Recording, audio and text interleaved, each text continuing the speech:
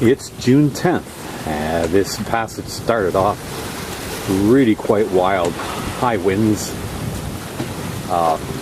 very rocky, motiony run, but then in the middle it got very calm and thunderstormy. Not much fun. I went inside to do a log entry, came back out 20 minutes later and the sky had completely cleared and we picked up a little wind. And since then it's been a lovely reach, beautiful weather, small waves, and this is the island of Efate in Vanuatu. It's early morning here, just after 8 o'clock.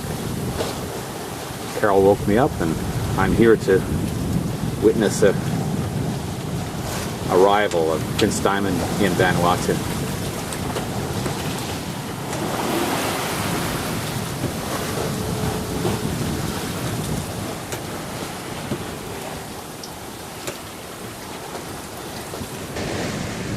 Well, there's always that question whether the sleepless nights and the discomfort of a passage makes the sailing lifestyle or the cruising lifestyle worth it, but this is definitely the highlight when you're arriving in a new place at dawn, a new country you've never seen before, and you get here on your own, under your own steam, so to speak.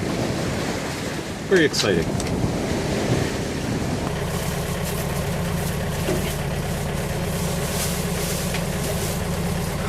Well, in the words of one British actor somewhere, I could say, "What are you doing?"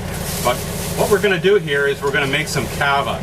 We bought these kava roots when we were in Sabu Sabu, and we never did get a chance to get rid of them. You know, nicely decorated here. So we've got 4 of these things, and we're thinking that maybe there's going to be a problem with the bio people here. So we're going to grate these up like they do, and we will see if we can make our own kava. We have kind of a recipe, so we'll see what happens. So first of all, we're going to remove the wrapping, take off the pretty ribbons and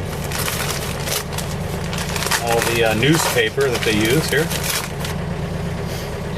Now what we're left with here in the end is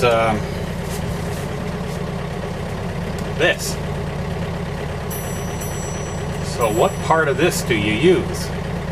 We're thinking maybe this this brownish stuff here. I don't know, I can't see using the stems, but it's really hard to say. So, oh, we have enough, I guess, that we can kind of just abrade off this section and see how it responds if I try grading a little higher. So we'll start off like that. Unfortunately, we're not going to do it the old-fashioned way where you have to get somebody to masticate this afterwards and spit the results into the bowl. We'll be a little bit more modern than that. We did see some kava for sale in a store in as a tourist item, but it was like $50 for a little bag of it, which is an awful lot of money.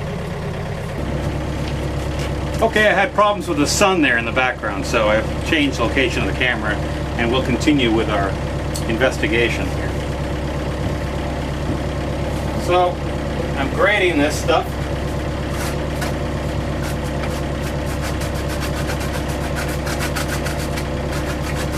I don't think captains do this kind of thing.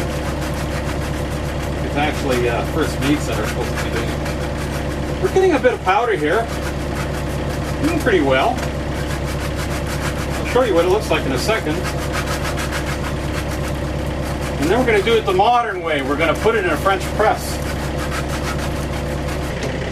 So in the end, what are we left with? Well, I'll show you. I only did one plant because, frankly, it's a lot of work. And there's what we have. It's kind of like sawdust. And kind of smells a bit like sawdust too. So anyway, that's what we're going to work with. We're going to make a, I mean, obviously we're not going to get stoned on any of this stuff because they will drink kava for hours and hours, and that's constant drinking. So I don't know who grinds that stuff up for them, but anyway, I was just using this, and it's not easy. It's quite a bit of work to get that much. I don't know how much is there, but now we're going to mix that up with some water from anywhere from a 2-to-1 to 4-to-1 ratio, so maybe around 2-to-1 or 3-to-1, and then we'll put it to sit for a while, and then put it in the French press and see what comes out. It's not a hot drink. It's just you mix it with cold water apparently. And we end up with something that looks, after being stirred, an awful lot like sawdust mixed in water. So this stuff has been hanging around now for overnight anyway. We tried using it in the French press because we wanted to be kind of modernistic about it, but it just clogged up the press immediately. So we're doing it a little bit more like the ancients would have done it.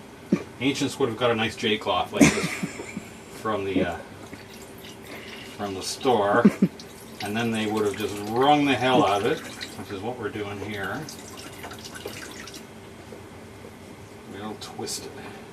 Get all that goodness out of there. It looks like brown diarrhea. But it smells... It smells kind of earthy. Yeah, almost spicy. It's actually, it smells like, you know, some cedar wood or something like that. It looked like sawdust and it smells like some kind of sawdust. So anyway, there you go. Yeah, when you smell it up close, it loses that perfumey sense and it gets just more of a sawdust sense. So, okay, that's the end of that. We have ourselves about half of one of these Nelson cups here. So, bottoms up, as they say.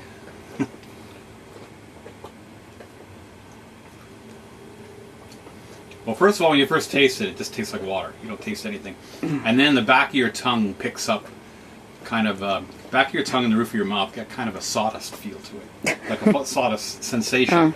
Kind of taps your tongue a little bit. Like I said, when you first sip it, you don't taste anything. And then right at the front of the tongue, a little bit of sawdust impression, and that goes away, and then it's the back of the tongue and the roof of the mouth again. Now, it's supposed to taste kind of peppery. And yeah, I guess you could say it's peppery. But it's more like what you would expect trying to drink sawdust mixed with water. Sawdust essence in water. That's what it looks like, by the way. almost looks like coffee with cream in it. Yeah, it does, Yeah.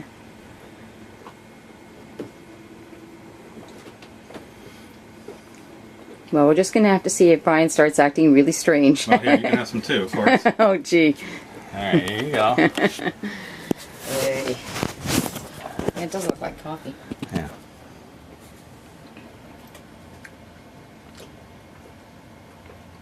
What are your sensations? Yeah, I get more of a peppery. Yeah? Yeah? They say it puts your, like, makes your mouth go sort of numb. Yeah. I'm getting a bit of that too now. Mm. It's a bit of numbness in them.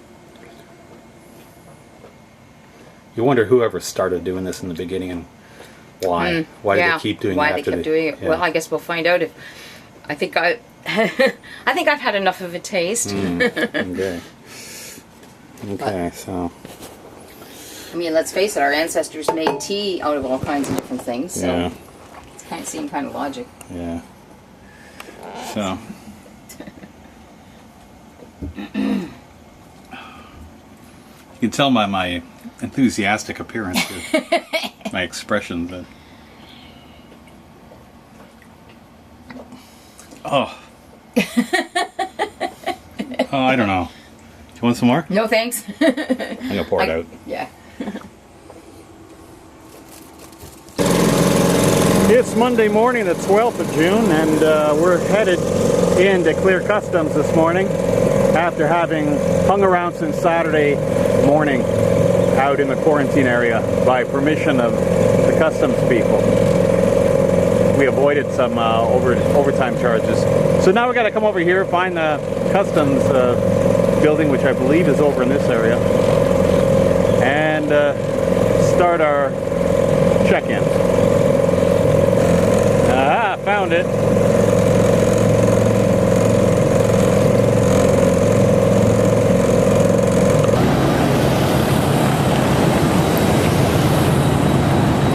And now, having done customs and biosecurity, we're off to find immigration. Along this road until we get to a hill, and then go up the hill, I think he said, and on the right you'll see a Queensland House. Whatever that is. Oh, finally, it's an all-day thing to get checked in, but we did the customs immigration down at the one end of the city, and then we went to to the waterfront at the other end where they're making a park and a concrete brick wall, and we tied it to that, and afterwards got in trouble for that. Not in trouble really, but the construction guys were shooing us out. And now we're just settling back for our first night here as accepted tenants of Port Vila. It's really a nice place, it really is, and it's quite modern. You know, it's, you know, for being one of the most primitive places that we're going to be at, it is one of the most modern too. They've got the same kind of plastic money that Canada has, and there's a lot of stuff like that. It's quite impressive. Apparently, that over there is a yachting world. That's the big place that caters to the yachting crowd here. And they have a nice restaurant to the left, so we'll go over there sometime too, I'm sure.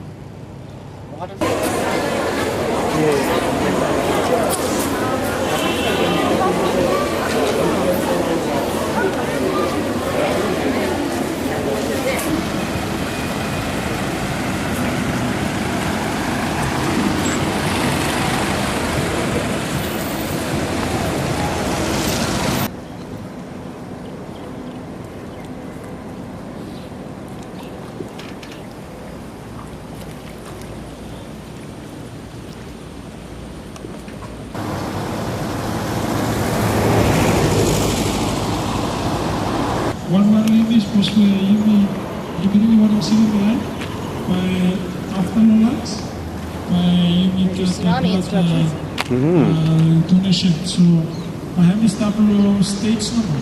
So anyone account get blood by account after lunch. So once again, you really got to get pretty far up in out of the town. Be safe. Long time belong one strong long fella etwick.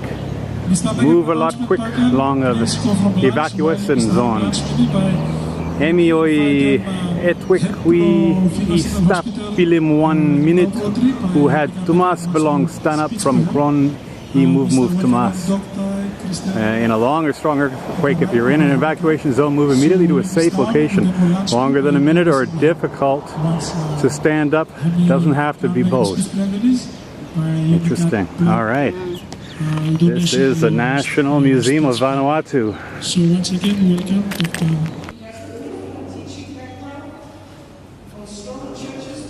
there we are down there, Efate. Want to go to Erromango and Tana before leaving off toward New Caledonia.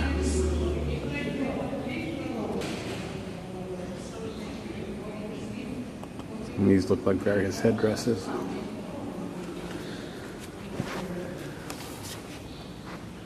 Yes, from Maewo Island. This is a costume worn during the Rom dance, R-O-M. Important cultural dance, only the most important cultural dances.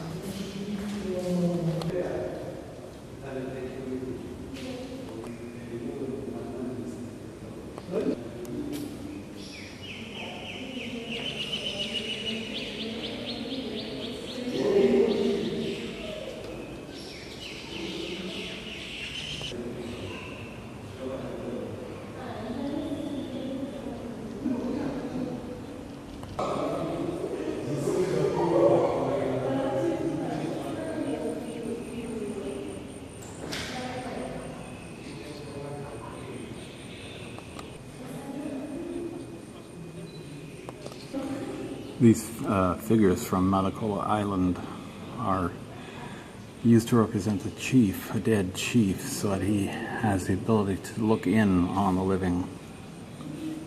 He's got his penis sheath there.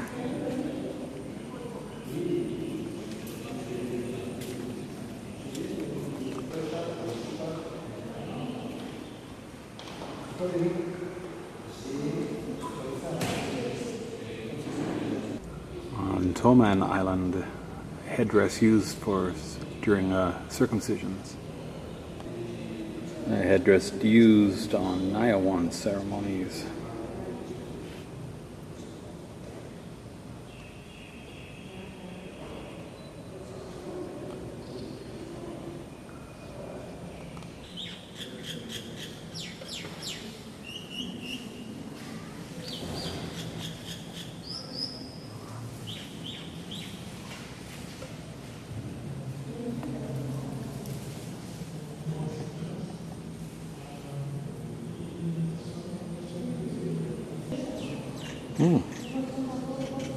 Old artifact we all even find them belong New Hebrides time long World War II 1942-45.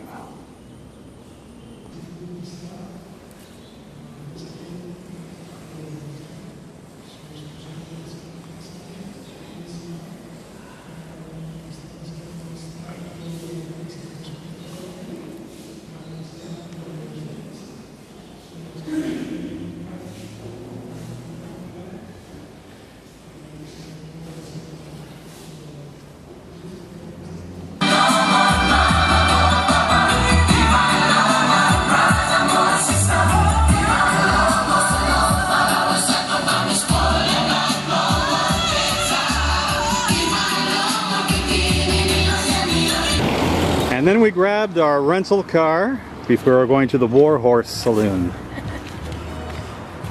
Yeah.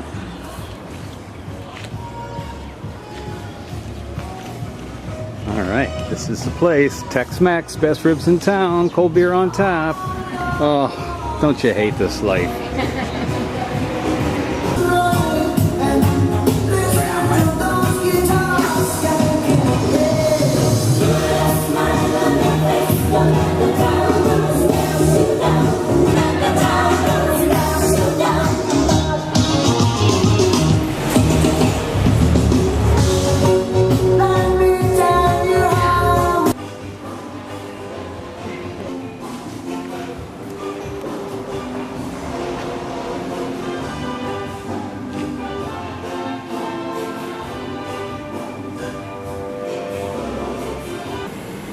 Burp. Great fajitas. And this is their hot sauce. It's this jar that's about 2 feet high. We think it's olive oil with a bunch of peppers in the bottom. Making life easy. Cello Vila is the manufacturer of toilet paper in Vanuatu. Promote local product, chemical and plastic. Also import natural pure water from France. Cello Vila is your wholesale and retailer shop in Vanuatu. Cello Vila, number 1 wholesaler or retailer. Call the Cello Vila Tepagon or call them 22797. Looking for vehicle that has low fuel consumption and low maintenance cost, but about more cargo space, tray and crown clearance space. Oh, and looks good too? You must be looking for Ford Ranger. What's more, most other brands require servicing every 5,000 kilometers.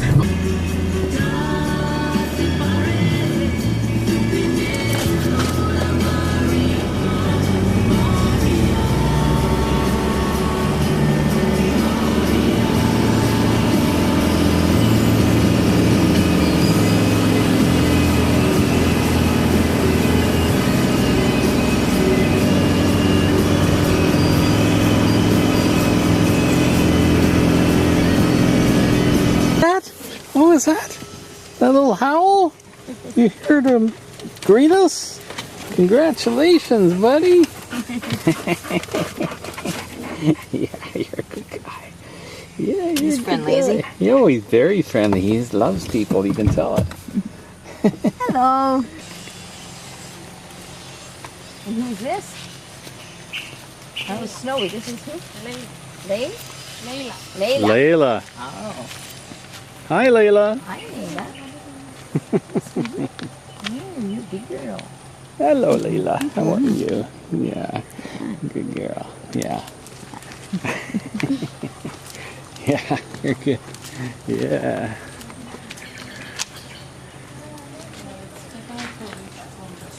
Oh. Imported? Grapefruit. Oranges, limes, lemons, Grapefruit. all brought in. Okay. And the white one and the purple one? Orchids. Oh, okay. I wondered about that. I saw one over there.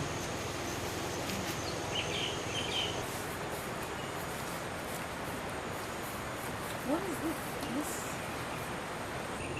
Yeah, this plant is called Yesterday, Today, and Tomorrow because that is how the flower looked yesterday.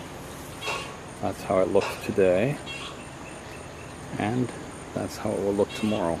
Even more white. Going from purple to white. Beautiful hibiscus. And I know it's not focusing properly here for some reason, but Red one and the orange. Oh. anyway. Interesting. That's citronella. Yeah. Coffee out of it. Yes. This is a coffee tree. Alright.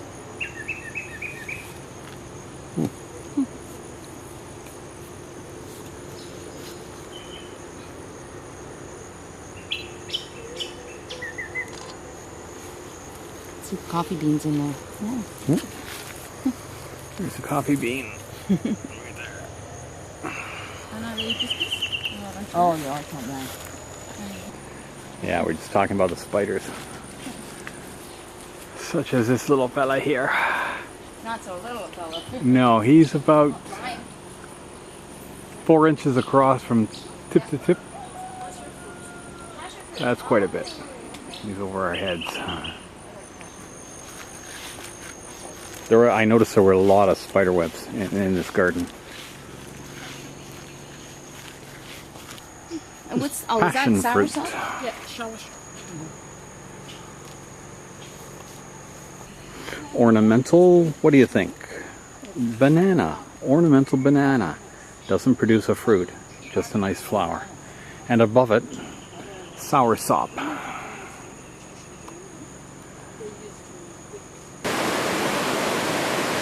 "72 steps down to the river."